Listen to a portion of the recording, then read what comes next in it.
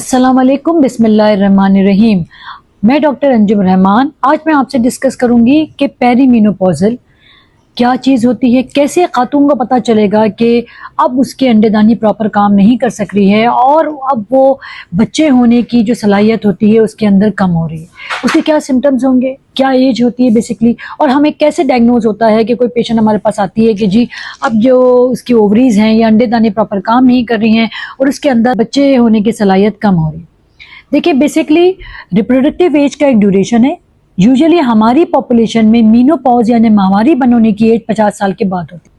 जैसे जैसे एज बढ़ती जाती है आपके अंडे कम होते रहते हैं, यानी कि आपकी कंसेप्शन के चांसेस यानी कि प्रेगनेंसी होने के चांसेस वो कम होने लगते हैं।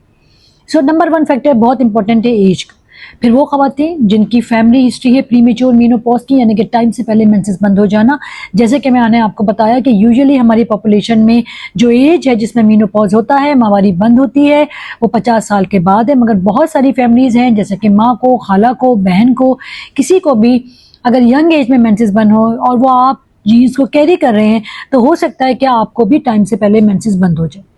फिर वो ख़वातीन जिनका अंडेदानी में किसी तरह की कोई रसूली थी, अल्लाह न करे उनकी एक अंडेदानी को निकालना पड़ा, या दूसरे भी कोई प्रॉपर सर्जरी हुई या उसका टिश्यू कम रह गया, तो इस कंडीशन में भी डेफिनेटली अंडेदानी टाइम से पहले काम करना छोड़ देगी। इसके अलावा कोई डिजीज़ थी यानी कि ट्यूबरकुलोसिस हो गया पेल्विक का, उसमें ओवरीज प्रॉपर काम नहीं कर रही है। एंडोमेट्रोसिस था, सीवियर एंडोमेट्रोसिस यानी कि खून की रसूली थी जिसकी वजह से आपकी अंडेदानी को, एक को या दोनों को काफ़ी इफेक्ट किया, जिसकी वजह से प्रॉपर अंडेदानी काम नहीं करेगी और हो सकता है कि टाइम से पहले आपके अंदर ओवुलेशन ख़त्म हो जाए और आप प्रॉपरली कंसीव ना कर पाएँ। फिर वो ख़वातीन हैं जिनको मेंस्ट्रुअल प्रॉब्लम था हार्मोनल इम्बैलेंस की वजह से, अगर वो टाइमली ट्रीट कर जाएंगी तो डेफिनेटली उनकी ओवुलेशन अगर उस वजह से रुकी है यानी कि अंडे बनने अगर उस वजह से रुके हैं तो वो प्रॉपरली वर्क करने लगेंगे, अगर टाइमली डायग्नोज हुआ और टाइमली ट्रीट हुआ। हम बेसिकली बात करें कैसे खातून को पता चलेगा कि जी मेरे बच्चे प्रेगनेंसी होने की या बच्चे ठहरने की जो सलाहियत है वो कम हो रही। नंबर 1 फैक्टर मैंने बताया आपको, एज, आपकी हिस्ट्री बड़ी इंपॉर्टेंट है।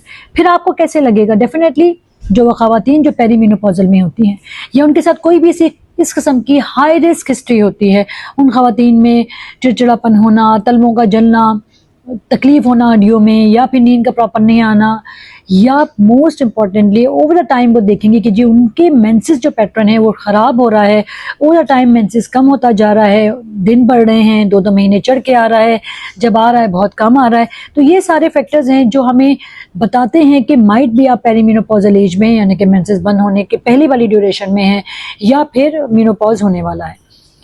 हम उसको 100% कैसे डायग्नोज करेंगे? क्या अल्ट्रासाउंड इसको 100% डायग्नोज कर सकता है कि आपके अंदर बच्चा ठहरने की जो सलाहियत है वो कम हो रही है? अल्ट्रासाउंड सिर्फ हमें बताता है कि अंडेदानी है, उसके अंदर कोई रसूली है कि नहीं है। उसका प्रॉपर फंक्शन वो नहीं बता सकता। हाँ, हमें बता सकता है कि एट्रोफिक तो नहीं है, साइज़ बहुत छोटा तो नहीं हो गया, जैसे कि वो ख़वातीन जिनको 3, 4, 5 साल हो जाते हैं मेंसेस बंद होकर, उनकी अंडेदानी का साइज़ छोटा हो जाता है।